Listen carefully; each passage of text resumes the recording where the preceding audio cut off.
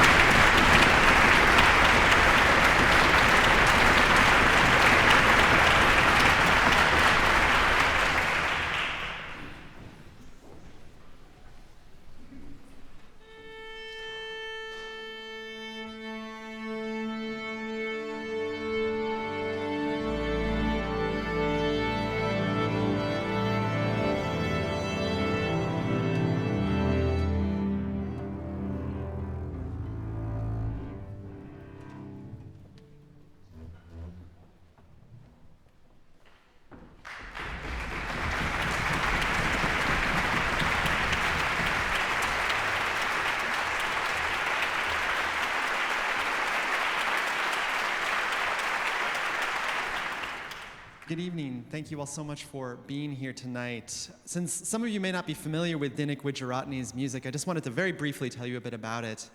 And I also wanted to mention that there was a little mistake in the program, and we are only going to be playing the first of the 2 pop songs on Antique Poems tonight.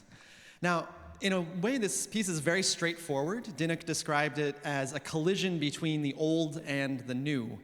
You'll hear at the beginning, and as the piece develops, a groove and a very catchy tune that you will be humming all night long that could easily come from a pop song. And then slowly emerging is a quote from Schubert's Death in the Maiden String Quartet. And as the piece goes on and comes towards the end, the Schubert and the groove start to combine and to collide in a really exciting way. And this is a really, really fun piece, and just like a great pop song, it is short and sweet. Thanks so much, and we really hope you enjoy it.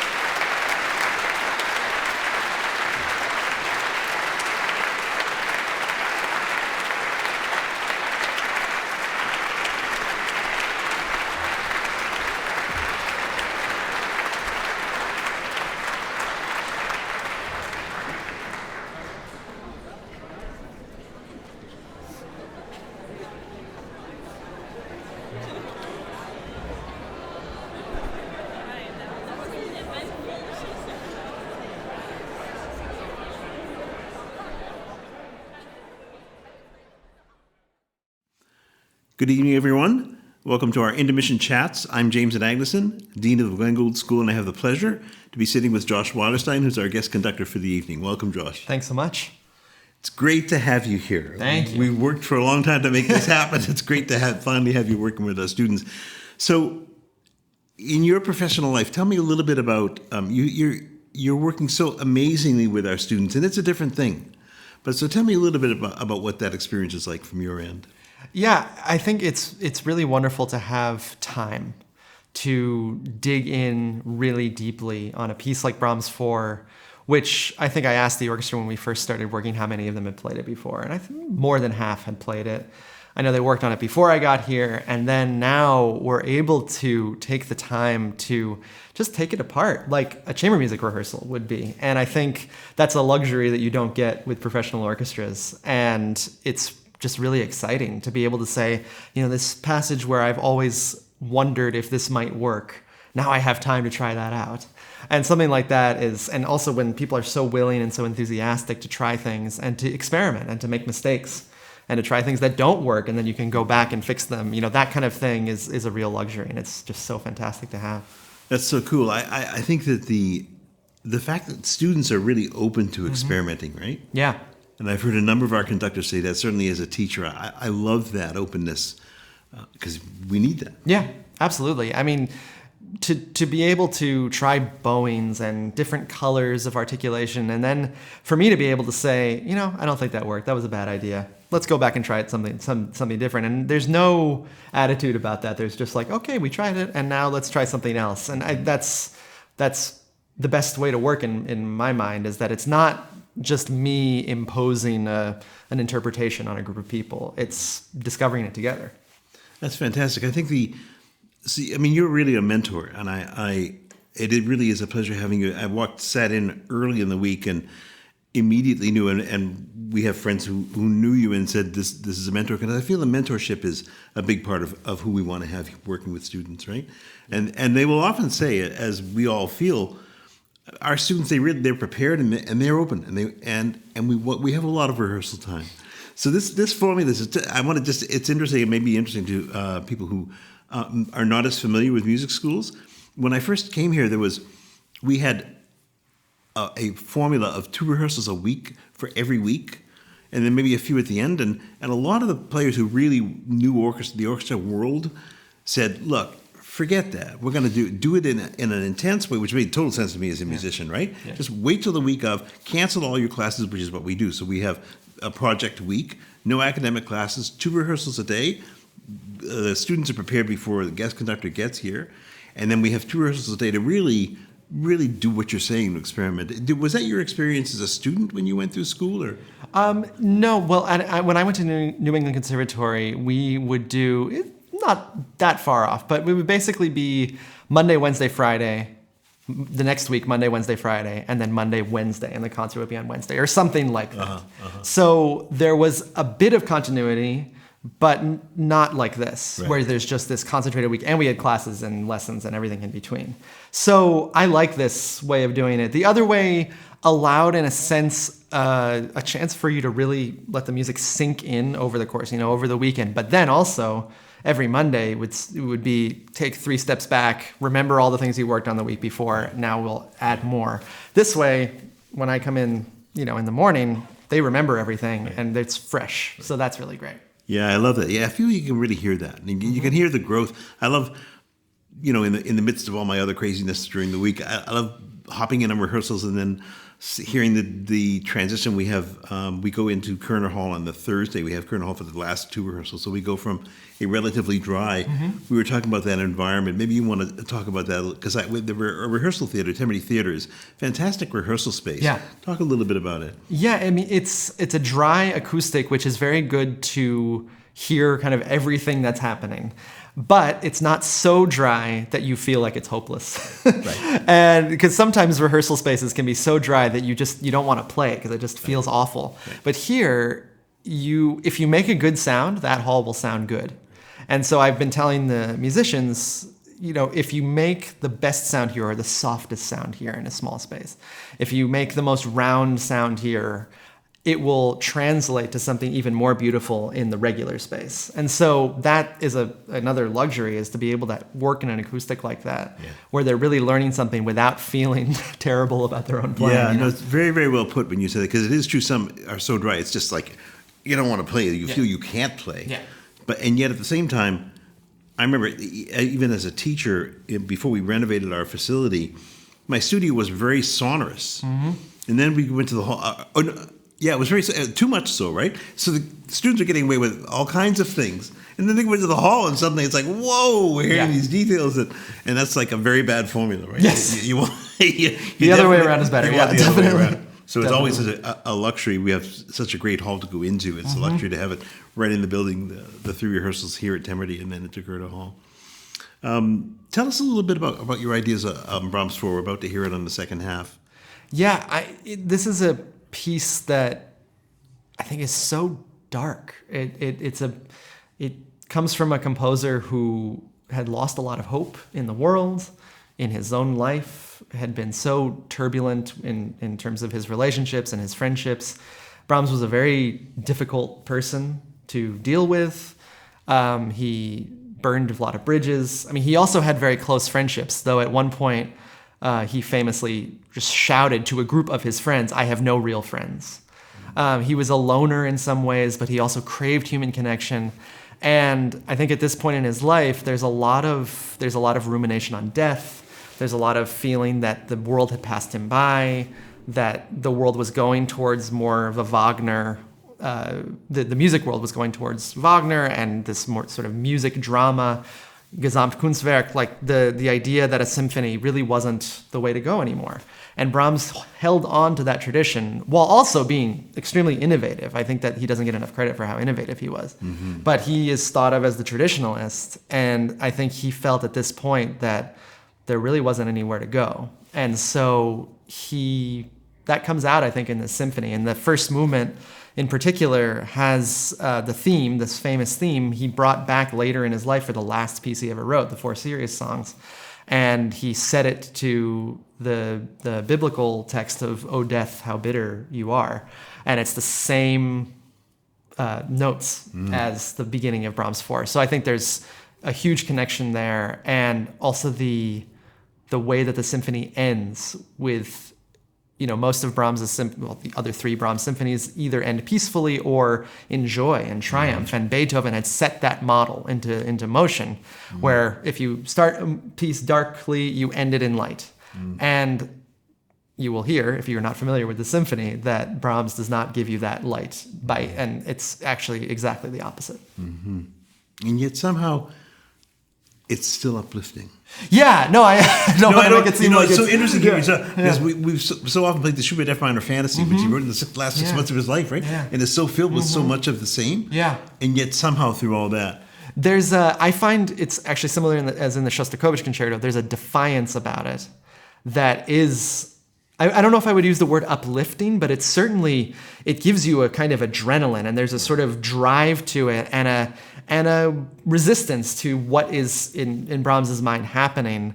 And I think that energy that is there, and also, of course, especially in the second movement, these moments of just remarkable seeming acceptance and nostalgia and beauty. There's tons. I mean, every moment of the symphony is beautiful, even the most enraged moments. That's true enough. Can't wait to hear it. Yeah, me too. Thanks so much for being here, Josh. Thank you so much. Okay. Hi again, everyone. I'm Jim Agneson, Dean of Gould School, and I have the pleasure of sitting here with our violinist extraordinaire, Yukai Sun, our soloist for the evening. Welcome, Yukai. Thank you so much for having me, Jim. Oh, it's a pleasure. I think what people may not realize is that, as you well know, we have a concerto competition every year at Gould School, and I love the fact that we have 4 orchestra concerts, so we try to choose soloists for each concert, which, with a small student population of only 120 students, gives a lot of students more chance to play with the orchestra. So when you won, was in 2019. 19, that's correct. Yeah. So your concert was scheduled for the spring of 2020. So you were the first COVID-delayed concert that we had to do, and as all schools went into. So finally in 2022, we've got you here to play that Shostakovich. It's been well worth waiting for.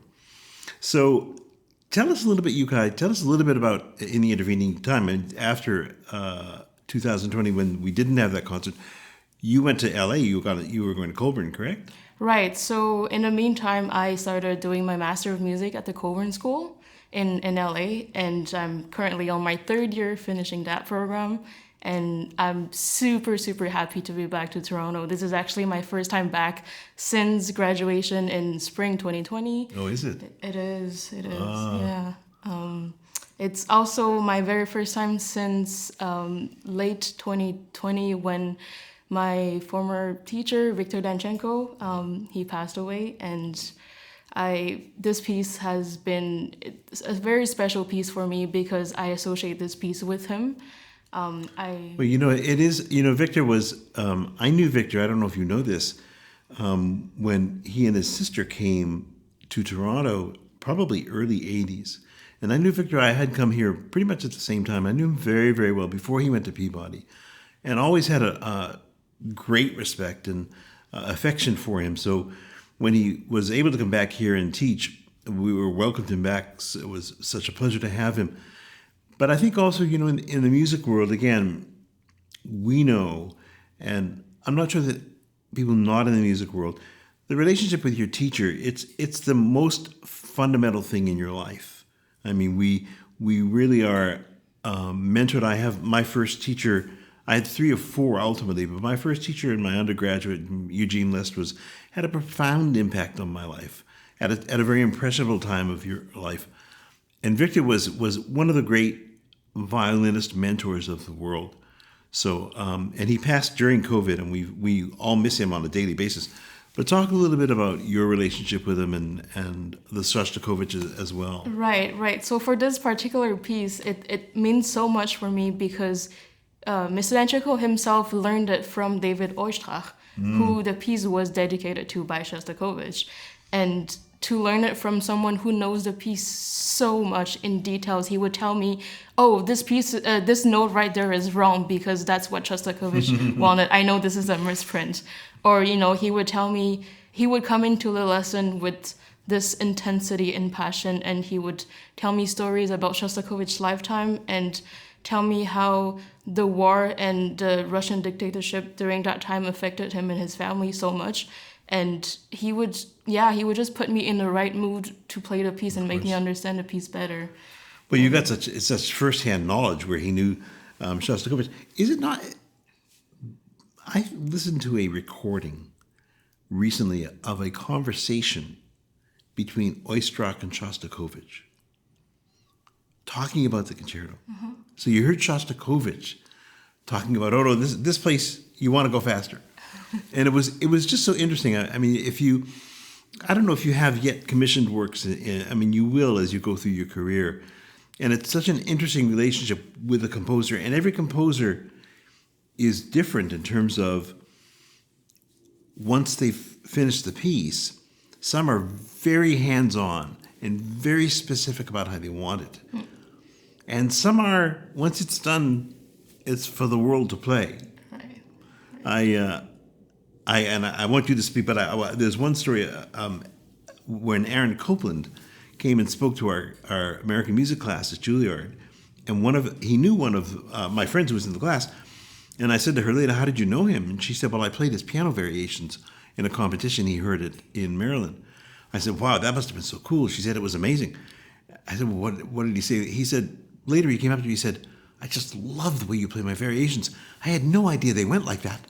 And it's like, I thought that's such an interesting way for composers to respond, right? I think Shostakovich was probably the opposite. So actually, I think if I remember well, he initially wrote the third movement. So the third movement of the piece has this extensive 5-minute long cadenza for the violin. And then I believe he initially wanted to go directly into the fourth movement without a introduction from the orchestra.